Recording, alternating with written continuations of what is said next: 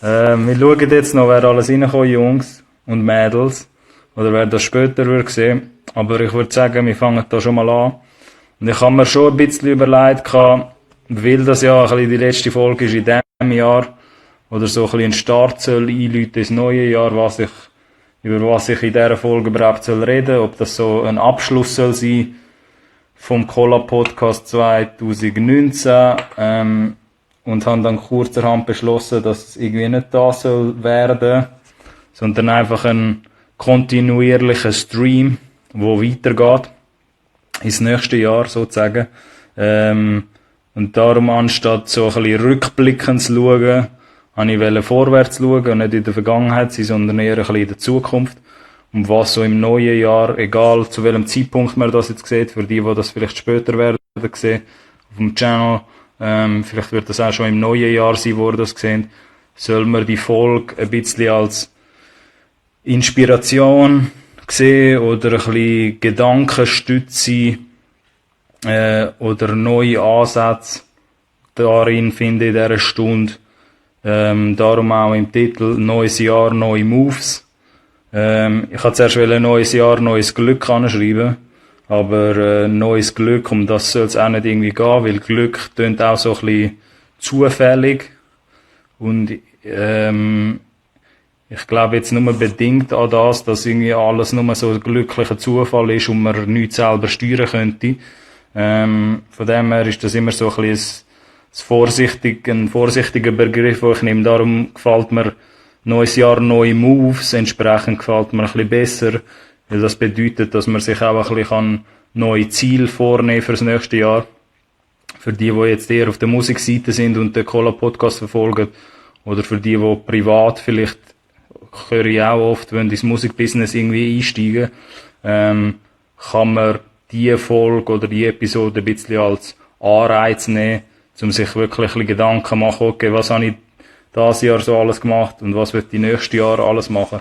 Und weil man ja Ende Jahr oder Anfang vom neuen Jahr sich amigs gerne so Vorsätze macht, gesellschaftlich, würde ich jetzt da in dieser Folge nicht über so Vorsätze generell reden, weil Vorsätze, ihr wisst selber, vielleicht für die Zuschauer, wie das ist, an Vorsatz hält man sich nie.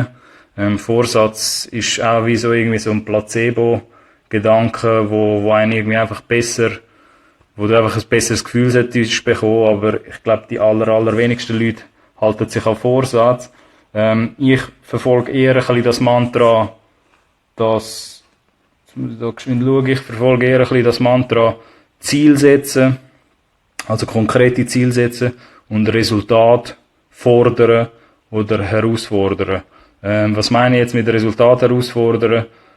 So Sachen kann man eben eher nach Plan machen und ist nicht so etwas Kryptisches wie, ja, ich nehme mir vor, nächstes Jahr 3 Tracks zu machen, sondern etwas, wo man auch wirklich, gut, 3 Tracks könnte man auch machen und könnte man auch einhalten, aber etwas, wo nicht einfach gedanklich gesagt wird, sondern wo man auch auf einem Blatt Papier könnte niederschreiben.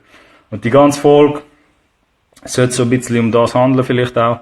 Mehr so ein bisschen Inspiration von mir, falls jetzt noch andere dann einschalten, könnt ihr auch ein bisschen da mitdiskutieren oder Input geben. Bis dorthin, tue ich jetzt da ein bisschen erzählen, was ich so das Gefühl habe,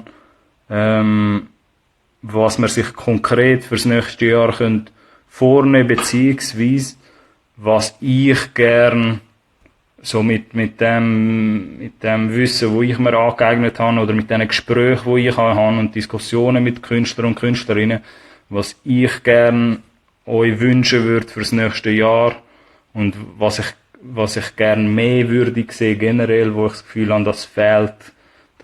Darum, für die das noch werden später sehen, könnt ihr auch sehr gerne im Chat da mitmachen und euch so ein bisschen die Frage stellen, was für konkrete Verbesserungswünsche oder Sachen, die man anders könnte machen, hat man an einen selber, oder was würde man gern in der Musiklandschaft generell gern mehr sehen und verbessert sehen. Darum schreibt das gerne auch alles in den Chat. Und was ich mir da rausgeschrieben habe, ist jetzt nicht in irgendeiner bestimmten Reihenfolge. Das sind einfach gewisse Beobachtungen, die ich gemacht habe in dieser Zeit. Im letzten Jahr. Control ist auch noch da. Cool, dass er noch einschaltet. An dem schönen, geistreichen Tag. Oder Abend. Was ich so Control auch für dich, was wir so ein bisschen in dieser Folge uns beschäftigen wollen, ist ein bisschen die Frage, was kann man alles konkret verbessern im nächsten Jahr? Oder was sind Anliegen oder Lücken, die man sieht und wo man sich mehr erhofft im nächsten Jahr? Einfach ein bisschen alles zusammensammeln, neue Lösungsansätze finden und alles, was einem ein bisschen dazu einfällt, kann man auch sehr, sehr gerne in den Chat da mit einbringen und ich kann auch versuchen, dann darauf einzugehen. Ich habe mir da selber, wie gesagt, ein paar Sachen rausgenommen, wo ich fürs nächste Jahr bei Leuten würde ich mehr sehen, vor allem bei Musikschaffenden, Musiker oder Künstler und Künstlerinnen. Und ein grösserer Punkt, das ist jetzt eben nicht in einer Reihenfolge, aber ein grösserer Punkt, wo immer wieder in meinem Kopf vorschwebt und wo ich nächstes Jahr weniger würde gern sehen, oder einfach die Mentalität wird nicht mehr so fest sehen, ist so eine gewisse Künstler-Opfer-Mentalität. Vielleicht muss ich es ein bisschen umschreiben. Was meine ich jetzt mit so einer Opfermentalität? Vielleicht Künstler und Künstlerinnen, die jetzt dazu hören, haben das Gefühl irgendwann selber schon mal gehabt, dass man sich in der benachteiligten Rolle fühlt. Ob das jetzt in Gesprächen ist, in Diskussionen mit Partnern oder mit anderen Künstlern oder generell einfach mehr von dem Mindset ausgeht, dass man in irgendeiner Form benachteiligt ist. Und ob es mir jetzt glaubt oder nicht, weil ich ja natürlich auch mit relativ vielen verschiedenen Künstlern und Künstlerinnen rede oder Musikschaffenden, egal ob jetzt etabliertere Leute oder Leute, die totale Newcomer sind, Leute, die noch nie einen Song rausgebracht haben und erst gerade anfangen, Leute, die irgendwo so an einem Scheidegrad sind, ob sie weitermachen oder nicht, etablierte Leute, wie gesagt. Ich habe ganz, ganz viele Meinungen in dem letzten Jahr schon mitbekommen und es gibt so einen roten Faden, der sich durch ganz, ganz viele Künstler und Künstlerinnen durchgeht oder wo ich ganz klar auch gesehen bewusst. Und das ist halt eben so ein bisschen die Opfermentalität. Dass man irgendwelche Placebo-Ausreden, weil ihr hört mich auch ganz oft auf dem Kanal, die so ein bisschen mehr mitverfolgen, hört ihr mich so Begriffe nutzen wie Placebo-Argument oder ein Placebo-Ausrede. Und mit Placebo meine ich, für die das nicht so den Begriff vorher in dem Kontext nie so ganz verstanden haben, wie Pillen, die eigentlich gar nichts bringen. Thierry ist auch noch da, cool, dass er da zuschaut. Pillen, die ihr schluckt, die gar nichts bringen, aber ihr könnt euch gedanklich einfach vorstellen, dass es etwas bringt. Der Kohl ist jetzt auch da, so, jetzt geht's ein bisschen ab. Nach 10 Minuten kommen jetzt langsam ein paar Leute rein. Und Placebo, der Placebo-Effekt, Jungs und Mädels, für die da jetzt noch einschalten, bringen da sehr, sehr gerne eure Inputs. Wir reden über das neue Jahr und was man sich vielleicht nicht was man sich für Vorsätze nehmen will, sondern ganz konkret die Frage, die man sich stellen soll, was für konkrete Verbesserungswünsche hätte man selber an sich vielleicht, oder was würde man gerne mehr sehen von der Musikwelt oder von den Musikschaffenden, was man jetzt in diesem Jahr nicht so viel gesehen hat.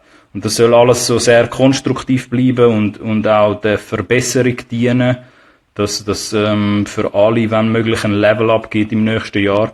Oder irgendetwas, wo man beobachtet, wo man nicht so sieht da in der Schweiz, bringt das sehr, sehr gerne alles in den Chat rein. Bessere Lyrics, es fängt schon an, Thierry, guter Punkt. Bessere Lyrics, schreibt da der Thierry, sollte man fürs nächste Jahr sich ein bisschen vornehmen. Deeper. Okay, gut. Natürlich sehr kurz gefasst da, aber ich kann verstehen, was der Thierry meint mit bessere Lyrics.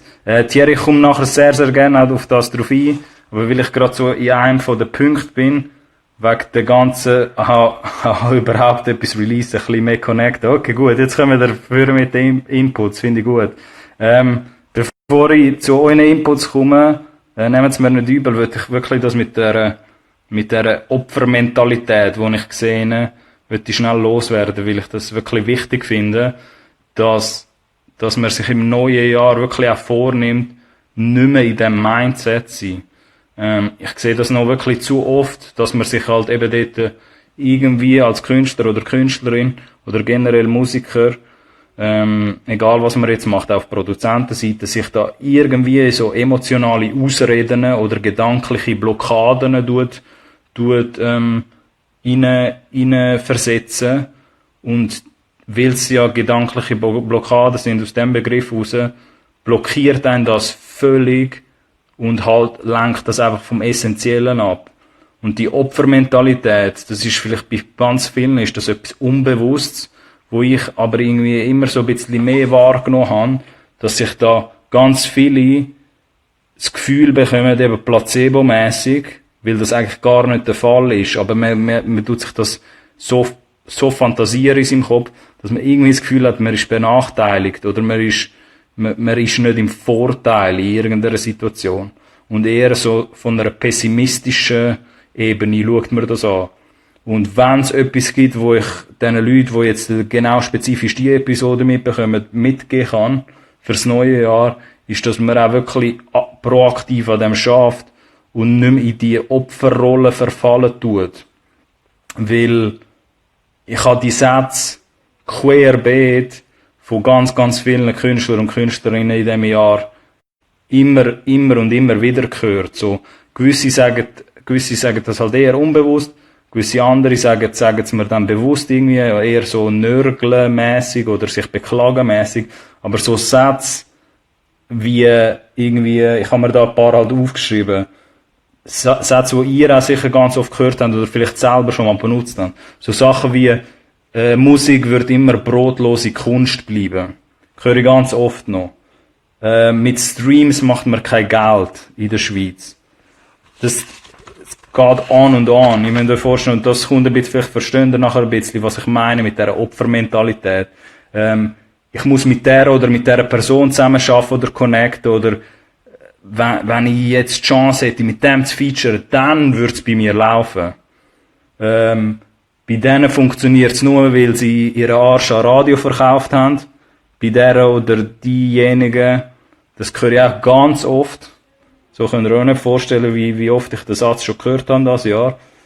Wegen dem Geolog, wer gewisse Artikel mitbekommen hat, wegen irgendwelcher Geolog-Metadaten, Diskussion auf Streaming-Anbieter, werde ich nicht im Ausland gelost, weil du geolokalisiert in der Schweiz bist in deinen Metadaten und du wirst im Ausland wegen dem nicht gelost, oder das ist nachher einer von diesen Gründen, wieso man keinen Erfolg hat. Es gibt zu wenig Playlists in der Schweiz. Wegen dem werden ich oder werden die Schweizer Künstler auch nicht gestreamt. Auch ein Klassiker, wo ich auch ganz oft gehört habe, wenn es bei einem nicht läuft, als Künstler oder Künstlerin, die Fans verstehen mich und meine Vision nicht. Hört man auch sehr oft, also ich jetzt in meiner Rolle höre das sehr oft von Künstlern und Künstlerinnen. Auch etwas, was man sehr oft hört, scheiß mal aufs Business. Und das tut mir dann auch amigs im Herzen, weil wenn ich das so höre, in diesem Kontext, aber das höre ich ganz oft von Produzenten, habe ich das schon gehört in der Vergangenheit. Scheiß mal aufs Business. Ich will nur im Studio hocken und andere sollen sich um das kümmern. Ich gehe da jetzt einfach mal ein paar Beispiele drunter und schließe nachher wieder den Kreis zu dieser Opfermentalität. Dann werdet ihr verstehen, was ich meine. Aber merkt euch ein bisschen die Sätze, vielleicht habt ihr die auch schon mal gehört. Selber. Auch ein Klassiker unter diesen Sätzen, unter diesen Placebo-Sätzen. Schweizer, sagen noch ein Beispiel, okay, ich habe noch ein paar, keine Angst, so Matthias. Schweizer Artists, was man auch ganz oft hört, so beklagenmässig, Schweizer Artists bekommen nicht die gleichen Flächen wie internationale oder grössere Künstler. Darum läuft's bei mir auch nicht so fest. Das hört man auch ganz oft. Oder, was ich ab und zu mal gerne teste, Leute sagen mir, nein, weisst Alex, ich habe eine Vision und ich habe Ziel. Und nachher frage ich amix, okay, was ist denn das Ziel? Kannst du das Ziel quantifizieren und datieren. Und mit quantifizieren und datieren meine ich, kannst du das Ziel, den Umfang von dem Ziel benennen und bis wann du das Ziel dir gesetzt hast und wenn du das auswerten willst. Weil jedes professionelle Ziel muss datiert sein, quantifiziert und man muss den Umfang wissen. Und dann bröckelt das auch ganz schnell.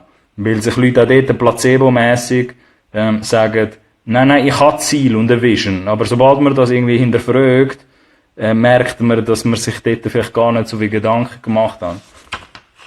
Dann, und das ist jetzt ein bisschen all over the place, aber ich ziehe dort wieder ein bisschen den Kreis. Weil Tony Maroni ist auch da und der Tony Maroni weiss ein bisschen von dem, was ich rede. Wohlstandsverwahrlosung. Tony Maroni hat natürlich einfach einen Begriff für das, der sehr prägend ist. Wir reden da ein bisschen über die Opfermentalität, wo in die viele Künstler und Künstlerinnen teilweise verwahren und wo sie einfach blockiert. Mit eben so gewissen Placebo-Argumenten, wo man vielleicht gar nicht weiss, was man auslöst, wenn man so Sachen auch ausspricht. Weil meiner Meinung nach, weil man dort auch mega vorsichtig muss sein, was man dort in die Welt raussetzt. Was ich auch ganz oft gesehen habe, dass Leute einfach den Begriff Hustlen verwenden. Ich habe das Gefühl, ich hustle, aber wenn ich das jetzt von außen distanziert würde betrachten, sehe ich da nur, dass jemand rückwärts hustlen tut und nicht vorwärts. Es passiert auch ganz oft, dass man einfach das Gefühl hat, man hustelt, aber im Endeffekt macht man gar nichts. Man hat gar keine Effektivität hinter der Arbeit, die man macht. Weil man kann auch, das ist auch kein Geheimnis, Leute, man kann auch 20 Jahre etwas falsch machen. Also man kann auch 20 Jahre falsch hustlen. Nur weil du den Begriff hustlen verwendest, bedeutet das nicht, dass du etwas richtig machst, wegen dem. Und ich sage das jetzt auch nicht banal, weil ich respektiere das ja, wenn Leute sagen, sie hustlen oder sie haben eine Hustler-Mentalität, aber du darfst das Wort auch nicht du darfst das Wort auch nicht brauchen, den Begriff, einfach damit das wertiger ist. Ich kann das viel mehr respektieren, wenn man einfach seine Arbeit richtig macht oder versucht, sie so richtig wie möglich zu machen, anstatt dass man sich hinter dem Vorhang von, ja, ich bin Hustler, irgendwie tut verstecken. Weil das auch ganz oft als Placebo-Argument verwendet werden kann. Solange man auf IG der Story sagt, man ist am Hustlen, ist sozusagen alles gut. Aber ist man auch tatsächlich effektiv im Studio oder irgendwo am Musik machen und Zeit am investieren? Das würde ich dann amigs wissen. Oder auch einer von den Klassikern, der auch in die Opfermentalität mega fest reinspielt. Wenn ich dann frage, ja, wieso, weil ich bin so ein Mensch oder in dieser Rolle, wie mich vielleicht ein paar von da kennen, wo zuschauen, oder ein paar auch nicht. Ich bin halt trimmt drauf, Fehler zu finden in deiner Strategie. Ich kann mal Artist Pages anschauen. Glasiger Boy ist auch da, cool, dass er da noch einschaltet und euch ein bisschen Zeit nehmen. Und für die da jetzt ein bisschen neu dazugestoßen sind, wir reden ein bisschen darüber, was ihr selber für konkrete Ziele oder Wünsche hättet fürs nächste Jahr oder was ihr misset in der Musiklandschaft Schweiz und von was ihr mehr würdet gern sehen. Ich will das jetzt auch nicht so haterisch machen, darum werde ich mit dem Punkt jetzt zum Schluss kommen wegen dieser Opfermentalität. Aber ich kann einfach den Begriff verwenden, zum ein paar Leute auch ein bisschen wachrütteln, wenn es um das geht.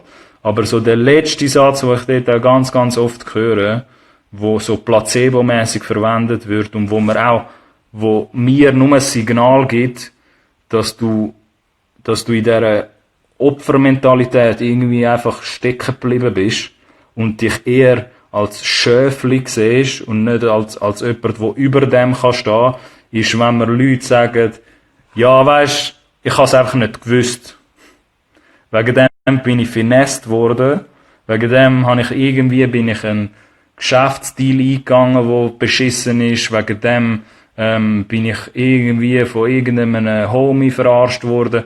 Was auch immer, ich kann mit dem Musik machen. So, es hat sich herausgestellt, ich bin finessed worden, aber ich habe es einfach nicht gewusst.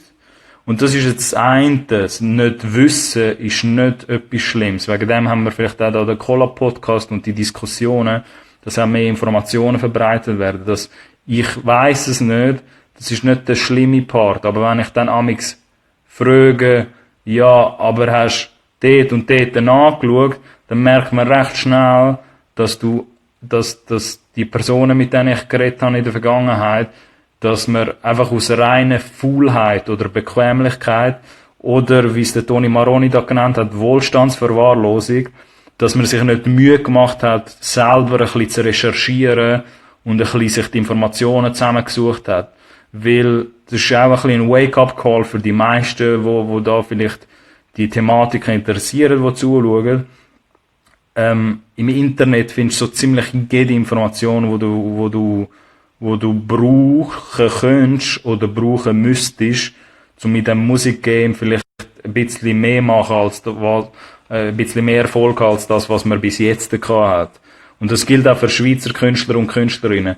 Es stimmt, wenn wir Leute würden sagen, wir finden nicht alles im Internet, nicht jede Einzelheit oder die kleinsten Details, wie man etwas richtig finesse. Aber ich sag mal jetzt, weil wir bei dieser Folge sind, neues Jahr, neue Moves, so, im nächsten Jahr mit dieser Flut an Informationen, die man hat, also richtige Informationen, kann ich das einfach nicht mehr so fest ernst nehmen, wenn wir Leute halt dann immer noch im neuen Jahr würden sagen, hey, ich bin finessed worden, also ich bin so richtig verarscht worden in irgendeiner Situation, weil ich es einfach nicht gewusst habe. So. Dann muss man einfach unbedingt noch den Zusatz antun und so ehrlich sein zu einem selber, dass du hast zum einen nicht gewusst gehabt, aber du hast dir auch nicht die Mühe gemacht, danach zu suchen und dich zu informieren und dich ein bisschen schlauer zu machen über diese Situation. Darum seht das nicht als etwas Abwertendes an, als etwas, wo ich da versuche, abzumachen oder so. Oder wenn ihr euch jetzt ein bisschen angesprochen fühlen, teilweise Leute, die das jetzt nachträglich schauen auf dem YouTube-Channel oder jetzt da live dabei sind, das ist auch völlig fair und okay, dass wir die Gedanken schon mal gehabt haben. Ich bin auch nicht befreit von dieser Regel, dass ich mir ab und zu vielleicht gewisse Placebo-Gründe im Kopf da habe, weil ich gar nichts mit dem Essentiellen zu tun hat. Aber die Sätze, die ich jetzt davor ein bisschen genannt habe, die tun halt alle ein bisschen dazu beitragen. Und Samatia oder wer vorher gefragt hat, ich hoffe, man versteht jetzt das auch ein bisschen besser, wieso ich halt von dieser Opfermentalität geredet habe. Doch, safe. Ist ein Distrack. Jetzt Distrack. Nein, mach keinen Distrack-Call. Ich will jetzt nicht irgendwie da beefen mit irgendwelchen Leuten. Es ist jetzt die glückliche Viertagszeit. So. Ich will jetzt da nicht irgendwelche Beefs auspacken. Nein, überhaupt nicht. Es soll mehr konstruktiv gedacht sein. Und das, was ich so erklärt habe, eben mit der Opfermentalität, soll man auch wirklich nicht falsch verstehen. Ich nenne das, ich erwähne das, weil ich wirklich das Jahr mit sehr vielen verschiedenen Künstlern und Künstlerinnen geredet habe. Eben wie gesagt am Anfang, egal ob gross oder klein, etabliert oder Newcomer, jemand, der erst gerade anfängt mit Musik, ich rede mit sehr vielen Leuten über das ganze Band hinweg. Und es ist witzig, ich finde das ich muss amigs schmunzeln oder habe sehr viel so Déjà-vus in meinem Kopf, dass ich gewisse Sätze immer wieder von dieser Künstlerszene höre. Wenn es genau um so gewisse Opferrollen geht, wo man bedienen will, als Künstler und Künstlerin. Und das ist mega wichtig, oder das möchte ich euch zumindest einfach mitgeben fürs neue Jahr, dass ihr nicht dem selber verfallt, die da jetzt dazu schauen und so ein bisschen Musikschaffende sind und das Interesse haben, in das Musikgame reinzukommen und so richtig aufzuräumen, ist es sehr wichtig, dass er entweder, wenn das von außen kommt, so Meinungen, dass er dem nicht verfallt und dort einfach das mitfüttert, den Gedanken, wenn euch jetzt jemand sagt, ja, mit Streams kann man kein Geld verdienen in der Schweiz, dass er dort nicht kopfnickend mitmacht, sondern auch dort euch selber schlau macht und selber ein Bild macht. Und wenn ihr das selber noch aussprecht teilweise und das Gefühl habt, eben, bei mir läuft's nicht, weil ich habe nicht die gleichen Flächen wie der internationale Künstler XYZ oder gewisse andere Sätze, die man halt braucht. Ja, es wird halt bei mir laufen, wenn Bei mir wird's auch, ich bin halt noch im Underground, aber bei den anderen, scheiß mal auf die anderen, weil die haben einfach ihre Seele verkauft als Radio und machen jetzt Kommerzmusik. Wenn man sich das alles nur so erklären selber und in die Gedanken hineinfüttern, dann lenkt das am Ende vom Tag einfach vom Essentiellen ab. Und das Essentielle ist, dass man sich selber als Künstler und Künstlerin muss reflektiert anschauen und seine Musikqualität muss beobachten, seine eigene Musikqualität und entscheiden, ist die Musikqualität so wirklich gut genug oder muss ich noch daran arbeiten?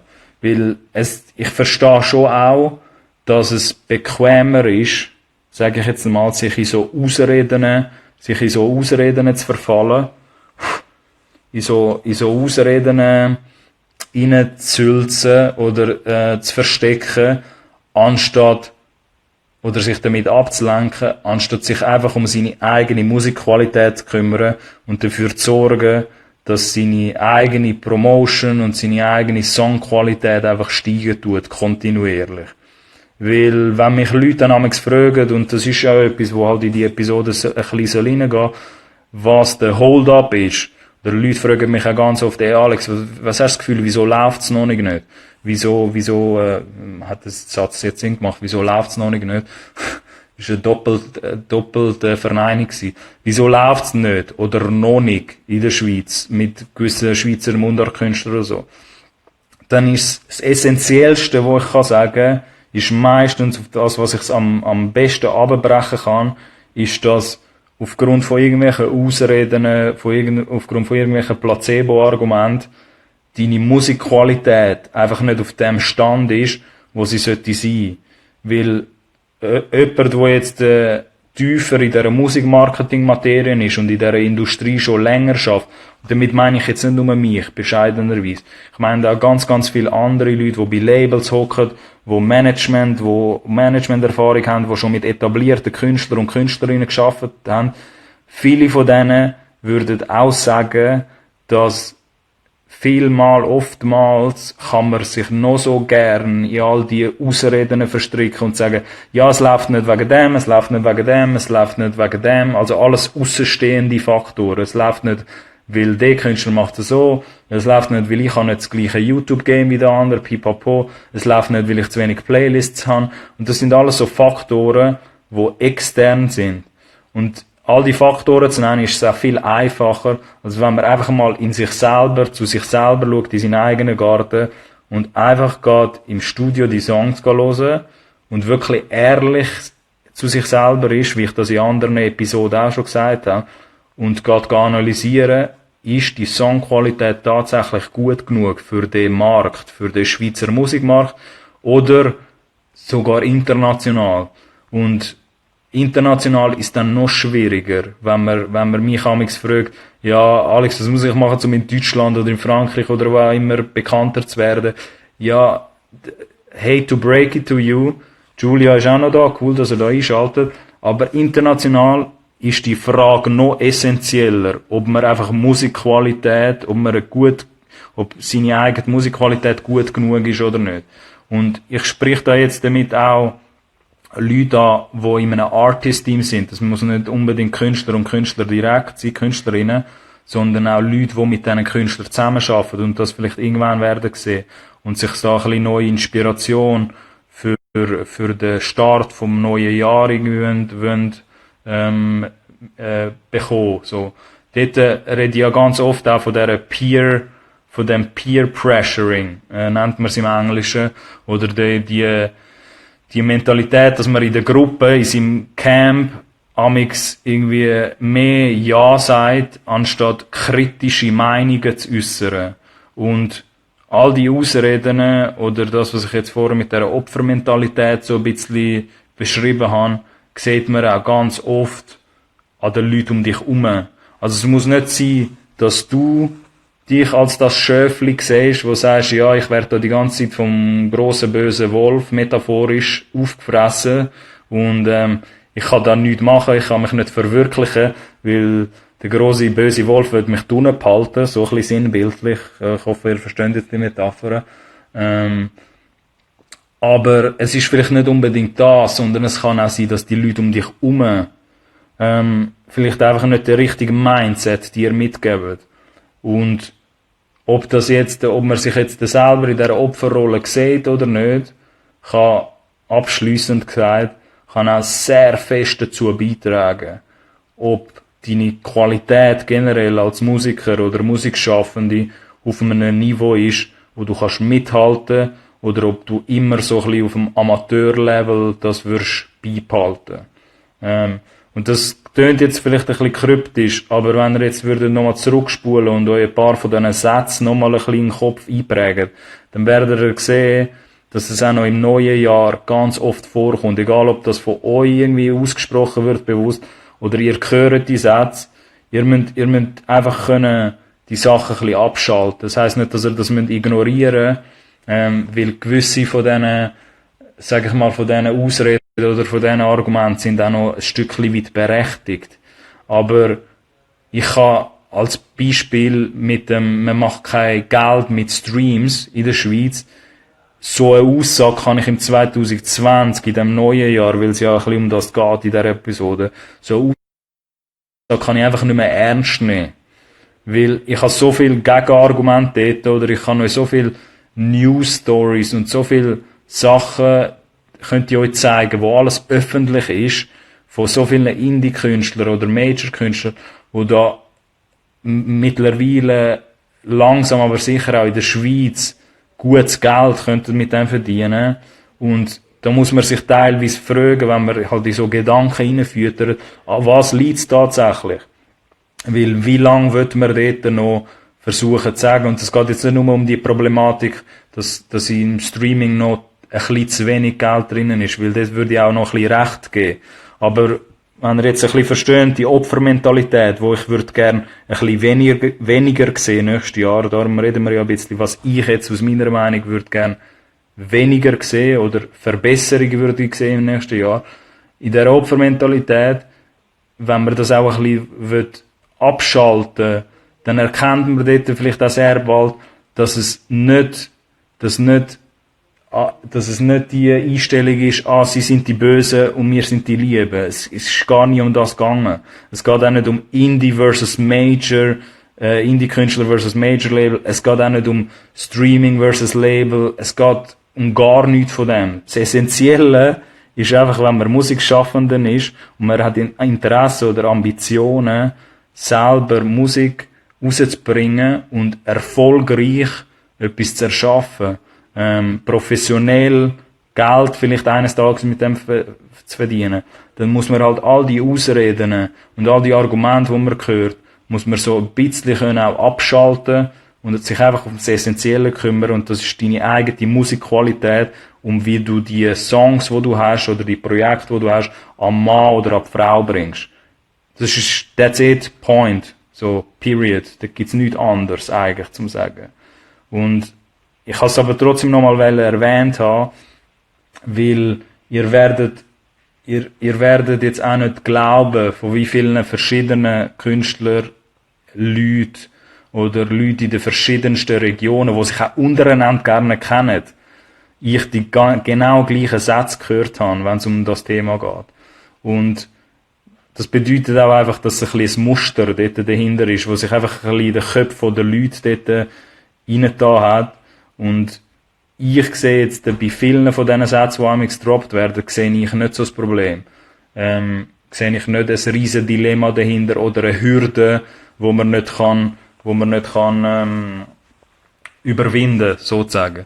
Ich hoffe, das hat ein bisschen Sinn gemacht für die da jetzt noch zuschauen und finden, er erzählt das Zeug, das ich überhaupt nicht verstehe. Vielleicht ein paar Sachen von denen werdet ihr auch erst später in eurer Laufbahn oder je nachdem, was auch immer ihr werdet machen, in dem Musikgame, oder wenn euch das interessiert, in dem Musikgame etwas zu machen. Gewisse von diesen Sachen werden vielleicht jetzt auch ein bisschen kryptisch erlebt werden von euch. Aber um das soll es ein bisschen da gehen, auch dass wir, wie gesagt, bringen auch gerne ihr da noch Input, oder ich gehe da auch noch ein bisschen durch für die letzten 20 Minuten. Ich habe da zwar noch andere Punkte aufgeschrieben, aber ich will da ganz kurz nochmal zurückgehen, weil ein paar von euch noch etwas geschrieben haben, was ihr würdet gerne sehen in dem nächsten Jahr. Darum schreiben wir gerne auch im Chat eure Sachen. Thierry um es nochmal da nachträglich schnell zu sagen, hat ganz am Anfang geschrieben, er würde gern mehr bessere Lyrics, deepere Lyrics sehen im neuen Jahr von der Musiklandschaft Schweiz. Also es kann etwas sein, wo er einfach gern bei anderen Musikern würdet gern sehen oder in der Musiklandschaft Schweiz oder etwas, wo euer Wunsch ist, was ihr würdet gern angehen im neuen Jahr oder würdet gern mehr sehen. Bessere Lyrics aber, Thierry, um nochmal auf deinen Input zurückzukommen, finde ich auch, generell, muss nicht unbedingt deeper sein, so. Seine Meinung ist sehr auch, dass es noch ein bisschen deeper sollte gehen, tiefgründiger. Ich finde einfach generell, dass man sein Songwriting-Game stärker kann machen. Für die es interessiert, halt mundartmäßig oder in der eigenen Landessprache, ob Französisch, Mundart, Italienisch oder Rätoromanisch dann auch zu machen, dass man einfach am Songwriting auch mehr schaffen muss. Weil das mit der Musikqualität, mit der Songqualität und ob die Leute überhaupt deine Songs hören wollen, hat auch ganz oft mit dem Niveau von den Songlyrics zu tun, nicht nur immer mit der Instrumentierung mit dem Beat. Aber ich gehe da mit dir einig, Thierry. Kohli hat dann noch geschrieben, überhaupt etwas releasen. Bin ich auch voll bei dir, Kohli, ganz kurz ergänzend. Mehr releasen generell, aber das ist ganz oft eine Thematik da in dem Podcast für die sich ein bisschen mehr verfolgen. Kontinuierlich, regelmäßiger mehr releasen. Der Jam schreibt da entweder für sich oder das würde er gerne bei anderen sehen, ein bisschen mehr connecten. Also sprich, mehr vielleicht unter den Artists, wenn ich das richtig verstanden habe, Jam, unter den Artists ein bisschen mehr machen, untereinander und ein bisschen mehr connecten. Bin ich auch voll dafür. Sehe ich auch noch viel zu wenig, dass Leute, kurz gesagt oder ergänzt, was der Jam da meint, dass Leute zwar in ihrem Camp, also in ihrem unmittelbaren Umkreis, zwar gerne amigs featuren, aber überkantonale Features, also von einem Kanton zum anderen, solche Features entstehen noch ganz, ganz selten. Was eigentlich egal in welchem Genre du jetzt bist, spielt keine Rolle, ob du jetzt den Hip-Hop machst, Popmusik, Indie, Alternative, egal was dich jetzt interessiert als Musikschaffende, kollaborieren dort auch mehr. Ihr profitiert in den meisten Fällen nur davon. So, ich würde jetzt da nicht widersprüchliche Sachen sagen, weil es auch gewisse Strategien gibt, dass man das solomäßig machen kann. Aber in den meisten Fällen hilft es auch und tut auch deinen Horizont erweitern, was da der Jam vielleicht ein bisschen meint als Wunsch. Tut es da auch ein bisschen deinen Horizont erweitern, wenn du mit anderen connectest und einfach mit anderen musizierst. So, weil das auch immer historisch schon der Fall war. Kohli hat dann noch geschrieben, nicht so stuck sein mit der Musik. Kann ich auch unterschreiben. Stuck, hoffentlich meinst du das auch so, wie ich das jetzt da verstehe, Kohli. Dass man ein bisschen vielfältiger soll sein oder ein bisschen Abwechslung da soll rein sein oder nicht nur eine Lane, also ein Muster die ganze Zeit wiederholen sollte, sondern auch ein bisschen kreativer sein da generell und experimentierfreudiger. So würde ich es jetzt dann nennen, aber ich bin da voll bei dir, Kohli. Und Jam hat auch nochmal geschrieben, regelmäßig releasen, wie man das auch schon ganz oft gehört hat. Absolut, also mehr kontinuierlich regelmäßig releasen. So, Matthias, hoffentlich habe ich da korrekt nachher noch ein paar Sachen gesagt, die geholfen haben, alle Beispiele. Ein paar, die da jetzt noch dazugekommen sind. Kohli hat dann noch geschrieben, Release und bringen sehr, sehr gerne auch nochmal Input. Ich bin da vorher nicht dazu gekommen, eure Inputs ein bisschen durchzulesen. Aber wenn ihr irgendetwas habt, was ihr bei der Musiklandschaft Schweiz, wir befinden uns ja jetzt im Schweizer Markt und vieles, was wir da behandelt, geht auch um den Schweizer Markt, was ihr würdet gerne mehr sehen, oder bei euch selber vielleicht, oder konkrete Wünsche, wo ihr jetzt würdet äußern. Ich bin da nicht auf der Suche nach irgendwelchen guten Vorsätzen, weil eben, wie ich am Anfang schon gesagt habe, an Vorsätzen haltet man sich eigentlich nie. Ich bin da mehr auf der Suche nach konkreten Zielen und Resultaten oder Sachen, wo man anstreben fürs nächste Jahr. Etwas, an das man sich auch tatsächlich haltet. Der Kohli hat dann noch geschrieben, release, wenn es nicht ein sick-ass Track ist, fragt er, weil das halten mich immer zurück. Kohli, gute Frage. Ob man etwas releasen soll, auch wenn es nicht der sickste oder wie er es nennt, Sick Ass Track ist, also der bestmögliche Song. Ist eine sehr gute Frage. Ich finde, man muss immer so ein bisschen eine Balance, ein Mittelweg finden, dass man nicht Wegwerf-Songs released, einfach for the sake of releasing, also einfach zum's released haben im Kopf und zum ein besseres Gefühl bekommen haben. Aber man sollte auch nicht perfektionistisch unterwegs sein und sich selber fertig machen und gar nichts releasen wegen dem, weil das wäre nachher wiederum das andere Extreme.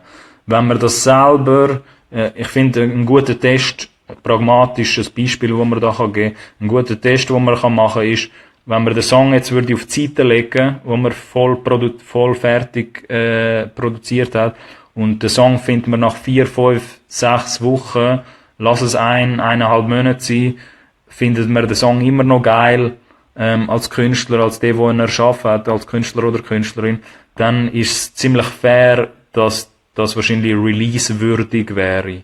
Und mit release-würdig meine ich einfach, dass man ein bisschen herausfinden muss von dem Stapel von fertigen Songs, welche sind halt auf dieser Qualität, wo ich jetzt selber zufrieden wäre, wenn das draussen wäre.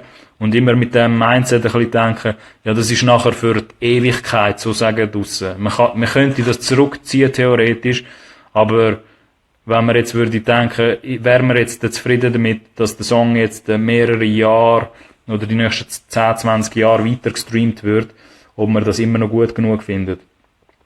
Aber nicht in dem verfallen, dass man nur die perfektionistischsten Songs releasen, weil sonst released man gar nie etwas, Colli. Das habe ich auch gesehen, dass das eine sehr negative Erfahrung für viele kann sein. Glasiger Boy schreibt da noch, im 2020 würde ich gerne wieder mehr Liebe in ihrer Musik sehen. Ganz ein geiler Input vom Glasiger Boy. Habe das Gefühl, dass viele Leute die Kunst fast falsch betrachten. Falsch betrachtet, das ist ja Bernerdeutsch, oder? Ich hoffe, das habe ich jetzt richtig verstanden. Mehr Liebe, schreibt da der Glasige Boy. Finde ich auch einen ganz geilen Input. Nicht, weil wir jetzt halt in dieser weihnachtlichen Zeit sind. Es gibt ja auch Leute, die das jetzt nach den 4 Tagen werden anschauen. Ich finde das ein guter Punkt, mit der Liebe. Was ich da ergänzend noch gesagt hätte, ist einfach, dass man das vielleicht mit mehr, oder so interpretiere ich den Input Glasiger Boy, dass man das vielleicht mit mehr Integrität und Respekt auch alles anschaut und seinen Songs ein bisschen mehr Liebe gibt. Und Liebe identifiziert sich für mich, wenn man sich halt mehr Zeit nimmt als nur 30 Minuten für einen Track. Aber finde ich ganz einen guten Punkt. Mit Glasiger Boy schreibt da eher, dass es mehr Liebe braucht in den Songs. Fürs 2020. Kohli hat dann noch geschrieben, haben mehr so gemeint, bleiben hängen auf Tracks. Okay, verstanden. Chico Chicago ist auch noch da, oder ich weiss jetzt nicht, wer da noch neu eingeschaltet hat. Aber für die da neu eingeschaltet haben, oder das später werden schauen, ihr könnt das sehr gerne auf dem YouTube-Channel unter Cola Podcast noch weiterverfolgen. San Mattia schreibt dann noch, man sollte einfach auch so eine grössere Community haben, die neue Releases bespricht und alles ein bisschen zusammenträgt. Man ist viel zu schnell noch in ihrer Bubble, in der Schweizer Musik. Das würde helfen, Neues zu finden. Bin ich auch dafür, San Mattia, dass es vielleicht einfach noch mehr so Community-Plattformen würde geben. Schaut bei dem Cola-Podcast, weil ab und zu Leute mir eben auch Songs und Musik schicken, generell. Ich würde jetzt nicht so tun, dass der Cola-Podcast per se als so eine Plattform soll gelten, wo jetzt, wo man Songs besprechen oder wo ich jetzt reacte auf irgendwelche neue Song-Releases, weil es da irgendwie Medien gibt, denen ich den Job würde gerne überlassen, oder dort sehe ich mich jetzt nicht. Ich sehe mich dort jetzt eher ein bisschen übergreifend, wenn es darum geht, das Musikbusiness oder so die ganze Musiklandschaft und das Business-Hintergründe als Ganzes anzuschauen, und dort drinnen bespricht man natürlich auch alle Musik, aber ich bin voll bei dir, San Mattia, dass es definitiv vielleicht mehr bräuchte in diesen Bereichen, wo das auch auf Social Media oder halt auch auf YouTube, wenn man auch so Plattformen macht, meiner Meinung nach muss man das auch viel mehr noch auf YouTube forcieren, weil die Bubbles, von denen der San Mattia da redet, die sind auf Instagram sind die eben auch mega schnell, ist man dort mal an so einem Oberlimit, an so einem Cap, dass das sehr schnell mal in so einer Bubble ist, weil halt Instagram so konstruiert ist. YouTube halt auch, aber ich bin halt Fan davon, dass man seine Flächen so gross wie möglich ausnutzen und ich bin da voll dafür, dass für die das jetzt sehen und sich ein bisschen inspiriert fühlen von der Wort vom San Mattia, wo ja da Künstler ist, selber, oder Musiktätiger, bin voll bei dir oder unterstützt das natürlich, wenn es noch mehr Musikplattformen gibt, wo jetzt die Schweizer Musik in dem Sinn highlighten. Es braucht sicher mehr, es braucht aber auch mehr geile Songs, über die man reden kann. Weil, ich könnte jetzt auch nicht lügen und heuchlerisch dastehen und sagen, ja, man könnte jetzt eine Plattform 24/7 nur mit Schweizer Songs füllen im Moment. Also mit geilen Schweizer Songs, mit qualitativen Schweizer Songs. Für meinen persönlichen Geschmack gibt es da fast noch ein bisschen zu wenig geile Sachen. Aber ich sehe das jetzt eher an meinem Standard, wo ich da habe, so von der Industrieseite. Aber ich bin voll bei dir, dass es mehr Medien vielleicht auch bräuchte in diesem Bereich. Glasige Boy schreibt da noch falsch. Dann habe ich das vielleicht ein bisschen falsch interpretiert. Wenn du es so meinst, Glasige Boy. Aber ein bisschen mehr Liebe klingt schon mal gut. Und bin ich sicher mal dafür. Für die letzten 10 Minuten, schaut Leute, habe ich mir da noch 2 Sachen, die ich euch noch mitgeben will. Zum einen, also, als einer von den Oberpunkten habe ich über die Opfermentalität geredet. Vielleicht versteht man das jetzt, dass man das im neuen Jahr vielleicht nicht mehr so fest soll angehen oder füttert nicht in den Gedanken hinein. Glasige Boy schreibt dann noch nein, okay. Ich glaube, wir verstehen uns. Er meint wegen dem Akzent. Ja, das ist dann mehr so meine Zürcher charmante Ignoranz, die ich habe. Aber euer Inputs, ich bin sehr froh. Falsch. Ja, auf jeden Fall. So meinst du es, okay. Nein, ist auch alles gut. Ich habe in diesem Jahr genug mit Berner Leuten zu tun gehabt, dass ich mein WhatsApp Bern-Deutsch Game ist auch völlig auf einem anderen Level jetzt, nach dem Jahr. Aber alles gut. Was ich euch nebst dem Oberbegriff Opfermentalität noch mitgeben und wo hoffentlich die ein oder andere da jetzt noch nachvollziehen ist als zweiter grosser Punkt, was ich gern im nächsten Jahr mehr würde sehen oder was ich noch zu wenig sehe, ist einfach ein besseres Verständnis für dich als Künstler und deiner Arbeit dahinter, also dein Musikschaffen als Arbeit, als Business angesehen. Ich rede ja da ganz oft beim Cola Podcast über Musik, Business, über beide Seiten und ich würde das einfach gerne sehen oder mir wünschen für viele Musikschaffende, die da im nächsten Jahr ein bisschen mit mehr Elan und Energie und Ambition an die Sachen angehen, dass er nicht nur die Künstlerseite anschaut, also alles, was mit dem Musikmachen an sich zu tun hat, weil dort hat man jetzt genug Adressen, wo man nerdy kann, all seine Informationen suchen, aber auch, dass man seine Arbeit und sein Verständnis für Zeit, wo man investiert, als Musiker oder Musikerin, dass man das auch wirklich als Arbeit ansieht. Und ich meine jetzt nicht Arbeit im Sinn von, das ist jetzt ein Job und wegen dem ist es jetzt mega langweilig, aber dass man sich ein bisschen bewusst darüber wird, dass wenn man mir würde sagen, hey, aber Alex, ich würde halt mein Geld eines Tages mit dem verdienen und dass es halt nicht brotlose Kunst soll bleiben, dann muss man auch verstehen, dass man nicht nur den coole Shit kann machen als Künstler oder Künstlerin, also das, was Spaß macht, sondern manchmal muss man halt auch arbeitsintensive Sachen machen, die vielleicht mehr mit etwas Routiniertem zu tun haben. Zum Beispiel, ganz einfaches Beispiel, wo jeder relaten kann, sicher, Spuren rausbouncen, sage ich jetzt mal, für Mixing oder so. Eine mega nervige Angelegenheit, weil man jede Spur, jede einzelne Stem muss rausladen. Jetzt einfach als Beispiel. Es gibt da noch viele andere Sachen im Studio-Umfeld, die auch sehr nervig könnten sein. Aber das sind halt auch Sachen, die dazugehören. Und das meine ich ein bisschen mit dem, dass man seine Arbeit und das, was man im Studio der liebe lange Tage auch macht, auch mehr ein bisschen bewusster mit dem umgeht, wie viel Zeit man dort eigentlich investiert. Weil wenn man auch ein bisschen erkennt, was man für eine Zeitinvestition macht, erkennt man irgendwann einmal auch sehr schnell, was das für eine Wertigkeit hat. Weil viele nehmen das noch, wie das jemand anders da auch schon gemeint hat, nehmen das vielleicht ein bisschen als eine viel zu grosse Selbstverständlichkeit an. Und ich kann schon verstehen, wieso, wenn Producers, Beatmakers oder irgendwelche Musiker zu mir kommen und mir nicht so einen richtigen Wert können aufzeigen von ihrer Musik oder einen Mehrwert, dann liegt das oftmals daran, dass du die Arbeitszeit dahinter vielleicht auch nicht so schätzen tust oder mir aufzeigen tust, weil mich beeindruckt niemand, und das habe ich auch ganz oft gehört das Jahr, und das kann man sich auch ein bisschen vornehmen fürs nächste Jahr, dass man das nicht vielleicht so bewusst macht. Mich beeindruckt niemand, wenn er mir sagt, ich habe 3 Songs innerhalb von 3 Stunden gemacht. Bravo, super. Das bedeutet einfach nur, wenn du die 3 Stunden gemacht hast, dass du sehr schlampige Arbeit da wahrscheinlich geleistet hast. So, ich will jetzt nicht behaupten, dass du in 3 Stunden nicht auch 3 geile Songs kannst machen, das kann auch passieren, aber eine Stunde Zeitinvestition pro Song bedeutet, der Song ist wahrscheinlich nicht auf einem riesen Top-Niveau.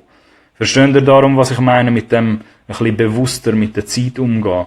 Finde ich ganz etwas Wichtiges, dass man ein bisschen mehr in dem Business oder in dem Arbeitsgedanken denken, dass die Studiozeit, die du hast, das ist Arbeitszeit für mich. Wenn du jetzt ein Musikschaffender oder eine Musikschaffende wärst, wo das wird irgendwann mal ihre Rechnungen zahlen mit dem Musikding.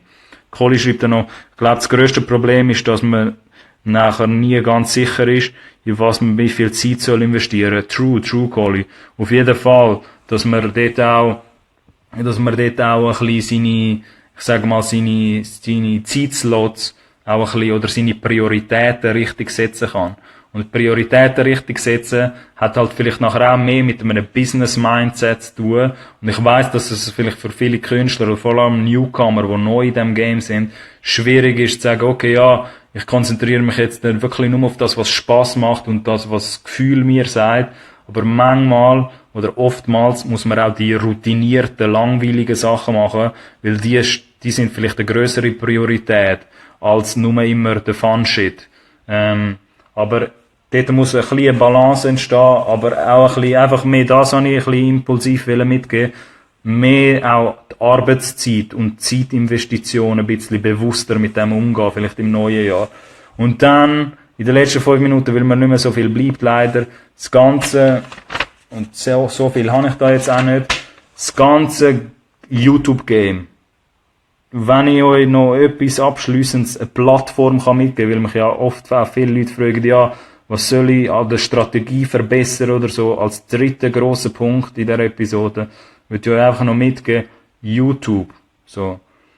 Alles, was mit YouTube zu tun hat in der Schweiz, sprich, jeder YouTube Artist Channel, wo ich sehe, bei, ich sage mal, 8 von 10 YouTube Channels in der Schweiz, über dem Querbeet, über dem ganzen Band, egal welches Genre, ist noch so viel Luft nach oben. Und ihr müsst dort mit dem Niveau, oder ich sage vielleicht ganz oft, dass ihr mit der Einstellung dort angehen, dass euer YouTube-Channel, ihr müsst die Ambition und den Anspruch haben, dass ihr euer YouTube-Channel mindestens genauso gut, wenn nicht besser, als euer Instagram-Profil pflegen. Wenn ihr das mit dem gleichen Niveau pflegt, wie euer Instagram-Profil, dann macht ihr etwas richtig. Wenn ihr den YouTube-Channel, euren eigenen YouTube-Channel aber völlig vernachlässigt, und euch nur auf Instagram konzentrieren, wie die Caption soll sie auf Instagram, oder welchen Fotofilter ich da am besten verwende, für irgendeinen Instagram-Post, wo in 2 Tagen wieder vergessen wird, dann macht ihr definitiv etwas falsch. Weil es bricht mir amigs noch ein bisschen das Herz, wenn ich sehe, dass viel zu wenig oder dass es noch so viel Potenzial und Luft nach oben gibt auf YouTube. Und ihr müsst da jetzt auch nicht den grossen Hintergedanken dahinter oder eine versteckte Botschaft dahinter sehen, überhaupt nicht. Es ist einfach direkt, es ist purer Zufall, sage ich jetzt mal, dass in der Schweiz gibt's einfach die Anomalie zur Zeit noch oder auch im nächsten Jahr noch, darum um das geht's ein bisschen bei dieser Folge, dass auf YouTube eine riesen Lücke ist, bei ganz vielen Schweizer Künstlern und Künstlerinnen. Und Es hätte auch eine andere Plattform betreffen, weil in anderen Ländern sieht es vielleicht ein bisschen anders aus. Aber wie es der Zufall so wird, ist es in der Schweiz auf Apple Music und Spotify, sage ich jetzt mal, hat man sich so ein bisschen geeinigt, dass dort die meisten Leute irgendwie die Relevanz dahinter sehen. Aber YouTube wird ultra vernachlässigt von ganz, ganz vielen, und das verraten auch ganz viele Artist-Channel. Und das habe ich ja so ein bisschen abschliessend mitgeben. Ich werde da sicher auch ganz viele andere Folgen haben, wo ich dort auch tiefer reingehe. Ich kann natürlich jetzt nicht alle konkreten Sachen vielleicht können ansprechen oder Erwartungen, die ich jetzt fürs neue Jahr habe.